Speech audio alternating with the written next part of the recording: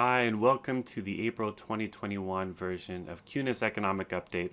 I'm Jordan Van Ryn, Senior Economist at CUNA, and today I'll just be going over our updated forecast, as well as looking at some recent GDP numbers, which have shown some really strong and positive growth. Let's get started just with a review of the coronavirus and the COVID-19 vaccination pace. This is something, of course, everyone's hearing about in the news and is not always such a happy topic, but it is so critical for the economy that we really can't ignore it. The good news is that we've made tremendous progress in the United States. You can see the United States is actually leading the world in terms of vaccination, and now well over 40% of the population has received at least one dose of the vaccine. And overall in North America and to some extent Europe, there is a really strong pace of vaccination. The bad news is that the rest of the world is really lagging behind. You can see in South America and India, only about 10% or so of the population has received at least one dose. And in some places like Asia and Africa, it's well under 5%. So overall, the world, only about 7 to 8% has received at least one dose of the vaccine. So you can see actually the daily new confirmed COVID cases are the highest they've ever been, even higher than the peak back in December and January. This is really being pushed by a huge uptick in India, where there are now over 300,000 new cases a day. And that's just what's being reported. The likely figure is probably many times more than that because many people can't even get tested. Most of the rest of the world is starting to sort of plateau or come down, including in the United States, which is a very good thing. But in India, in addition to just the tremendous loss of life and suffering that they're going through, which is just awful, this really exposes the U.S. and the economy as well, because, of course, it makes it difficult to have travel, and we're going to always be exposed to potentially new variants as well. So that's a big challenge going forward for the economy. We'll have to see what happens with the virus, but hopefully it can get under control as the vaccinations spread. How are consumers feeling? Well, consumers in the United States are actually very confident. We saw a big uptick in consumer confidence and consumer sentiment, the highest it's been in at least about 14 months since before the pandemic. So consumers are feeling very good about the economy, and that's a good sign because consumers make up about 70% of the economy. So how consumers are feeling is really going to affect their spending habits and whether they're going out and buying automobiles or new computers or going to restaurants or things of that nature.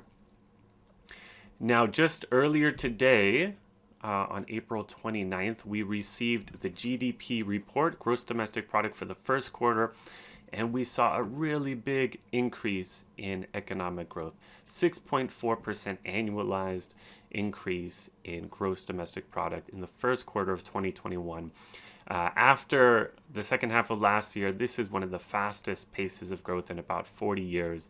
We saw really big increases in consumer spending, government spending, business investment. So this is really, of course, being led by consumers who got these big stimulus checks and are beginning to get vaccinated and feel more confident in spending, as well as businesses are starting to reopen and feel much more confident as well. So what do we expect going forward? We think that overall for 2021, economic growth is going to be about 6% before leveling off around 4% next year. This is really strong growth, but we have to remember that we had a record decrease in growth last year. So we're sort of starting at a lower point and kind of just catching up. So some of this is sort of base and rebound effects that are driving these high growth numbers. However, at this pace, we do expect that later this year, we'll basically be back to the same level of economic activity that we were pre-pandemic. So how are the labor markets looking? Well, we had a really great jobs report as well from March. There were over 900,000 jobs created. The unemployment rate, at least officially, fell to 6%, a relatively low unemployment rate and one of the fastest rebounds in the labor market following a recession in U.S. history.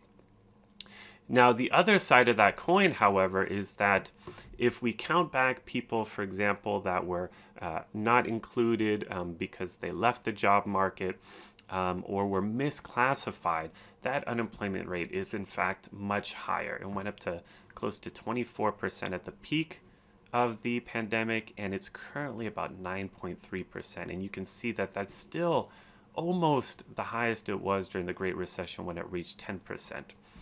So we still have a lot of work to do. There were about 22 million jobs that were lost in total during the pandemic, and we've recovered about 14 million of them, but still have about 8 million more jobs that haven't come back.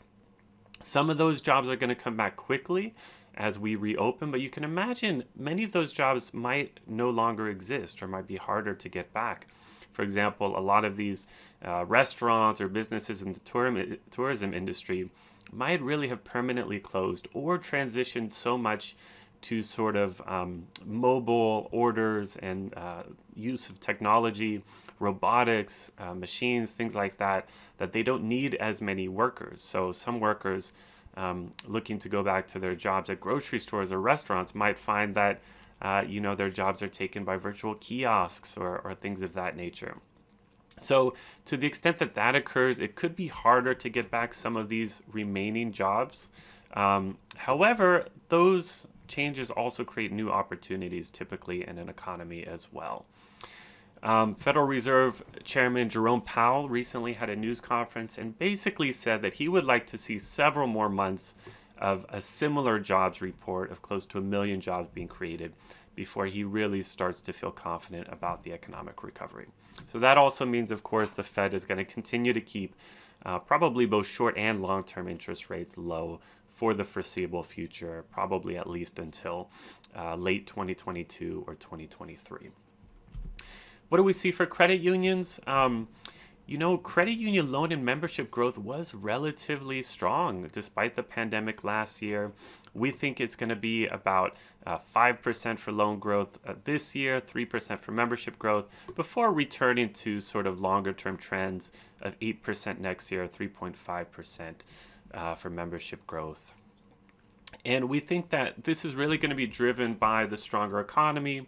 People have a lot of pent-up savings from all of the stimulus payments, and now they're going to be able to go out and start to spend that money as the vaccinations spread. So we see a lot of this being driven by auto loans, which are really picking back up and constitute about a third of credit union sales. Another half of credit union loan portfolios are mortgages. And the mortgage market should still remain quite strong. Of course, last year was really a banner year. But the Mortgage Association believes that the mortgage market is going to cool off a little bit this year and next. There are a couple of countervailing forces, including rising long-term interest rates. The Treasury yield has been ticking up the last couple of months. There's also just a shortage of supply in the housing market, and that's creating huge increases in home values, which is going to make it harder for kind of lower and middle end folks to get into those homes. And we know still that building prices are still quite high, such as the price of lumber and things like that, due to these shortages that were created by the pandemic. So increase in some consumer spending, auto sales, but maybe not as fast growth in mortgages, but the mortgage market should still remain relatively strong for the foreseeable future. And as, of course, those home values go up, credit unions should expect to continue to do quite a few refinances and home equity lines of credit and loans of that nature. So all of these stimulus payments, of course, created tremendous growth in credit union savings and deposits, 20.3% last year. This was the fastest growth in savings in many decades. Now, we did have another couple rounds of stimulus payments. Of course, Trump signed some stimulus bills that had more direct payments in December and January of this year. And then, of course, new President Biden passed another round of stimulus, including another round of checks that were even more generous of $1,400 per adult. So all of that's, again, coming through this year. There's also going to be child tax credits that are going to be deposited to families of about $500 to $600 a month for a family of four. roughly $300 to $350 per child. So that's going to start coming in July. So that'll all create a lot of deposit growth at credit unions once again. However, the big difference this year is that people now have more opportunities to spend that money. Last year, there was a lot of money coming in, but people didn't really have that much opportunity to spend it. They couldn't go on vacation, they couldn't go to restaurants. But this year, I think there's going to be a lot of pent-up demand to spend that money. So savings growth, despite the big increase in stimulus money, will probably not be as high as it was last year. We're predicting about 15% savings growth this year, before falling to maybe about 5% next year. All right, what are we seeing with asset quality? Well, credit union portfolio quality has reached nearly all-time lows, or at least the past few decades, which is pretty incredible considering we've been in the middle of this pandemic and recession. But you can see that delinquencies at the end of last year fell to under 60 basis points, charge-offs below 45 basis points. This is really not what anybody, ourselves included, predicted when this recession occurred. But it's really a testament to everything credit unions have done to work with their members during this pandemic, to do deferments, forbearances, modifications, all of these things to really help their members stay current. But it's also a testament to the tremendous government support, including the extended unemployment benefits, the multiple rounds of stimulus payments. All of those things have really helped people stay current on their bills. So we don't expect any major deterioration in portfolio quality. In fact, many credit unions have reported that people are going through their forbearance periods and just picking up with their payments again without any major issues. So portfolio quality might still go up a little bit.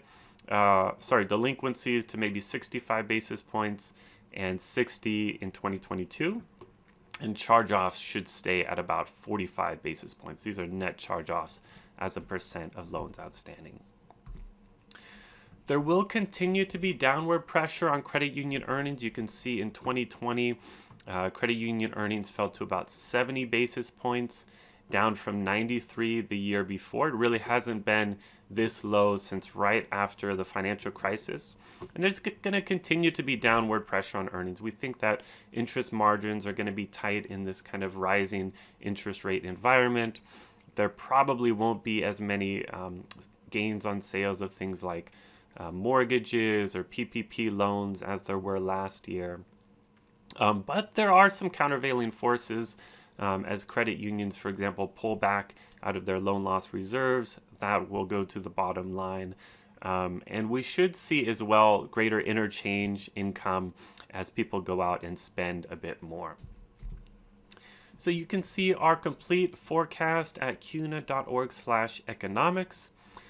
You can see how the strong loan growth and somewhat slower deposit growth in 2022 is going to lead to that loan share ratio ticking back up once again after falling to quite a low here. This year we expect it to fall to about 67%. The net worth ratio should fall to about 9.5% this year, but again, we also expect that to pick up next year to maybe about 9.7%. All right, that's it for the economic update. I look forward to sharing more next month and hope you guys all stay healthy and well.